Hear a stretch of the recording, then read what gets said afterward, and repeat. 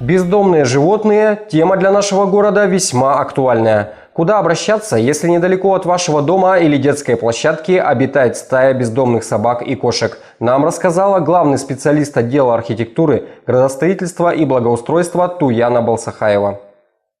Некоторое время назад проблема с бездомными животными решалась довольно радикально. Собак зачастую просто отстреливали, порой среди бела дня и при свидетелях, среди которых случалось оказывались даже дети. Это вызывало возмущение общественности, становилось причиной публикаций в СМИ и всевозможных петиций. Законным способом наведения порядка все же является не отстрел собак, а их отлов. Об этом сказано в статьях приказа Минрегионразвития Российской Федерации номер 613 от 27.12.2011 года. Администрация нашего города заключила договор на отлов бродячих животных с компанией «5 звезд». Работники компании приезжают на территорию нашего города по мере поступления заявок. И если недалеко от вашего дома собираются бездомные животные, вы можете обращаться в свою управляющую компанию или непосредственно в администрацию города по номеру 2 18 74. В администрации мы собираем заявки, затем эти заявки отдаем исполнителю ООО «5 звезд». Они приезжают, отлавливают собак и увозят на территорию питомника.